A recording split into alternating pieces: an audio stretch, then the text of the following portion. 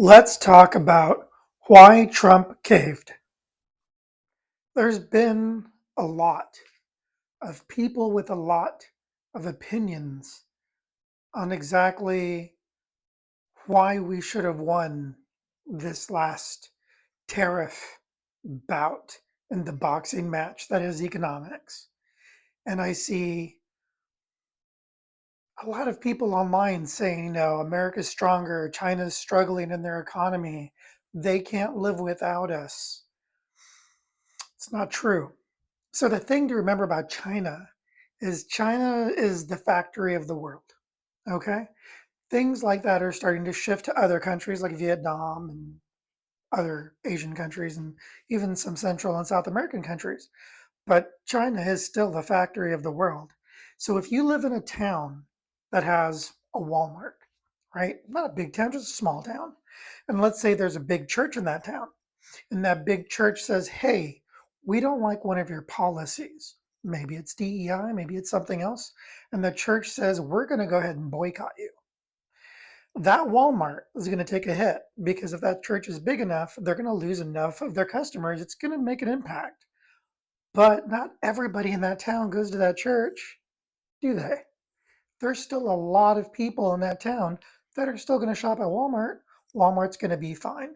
It might take a financial hit, it might struggle, and they might try to work things out with the members of that church to get their business back, but they're going to be okay. China's the same way. China's market is not America. America is the biggest market they have, for sure. We're the biggest market anybody could have, but we're not their market.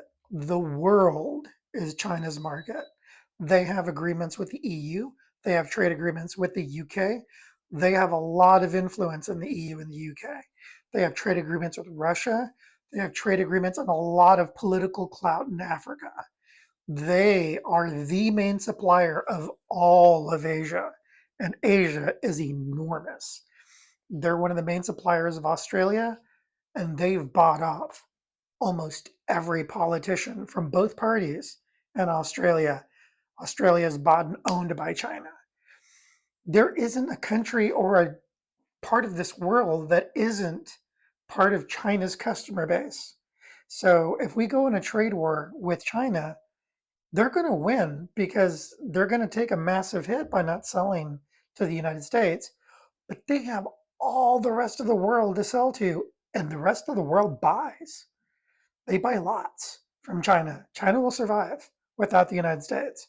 And that's the problem is when people say like, but we're the customer. We're the ones spending the money. We have the power. We're just one customer of many. And that's why Trump caved. One is because we don't have the leverage against China at all. We can't crash their economy. We don't have, viable threats that we can pose against them. We can hurt them financially by the tariffs and stuff like that, but it won't hurt them enough. We'll do more damage to ourselves than we will to them. That's one reason Trump caved. The second reason Trump caved is that China has been talking to Japan and other countries, trying to round up the Asian countries, get them unified against these American tariffs. Because when he put these tariffs in place, he didn't just make an enemy of China, he made an enemy of everyone. But he really made an enemy of Asia. And that really unified the Asian states to say, well, maybe the United States is a bigger threat to us than we thought they were. We thought they were our friends, maybe not so much. Maybe we need to distance ourselves and be less reliant on the US dollar and maybe be more reliant on Asian currency.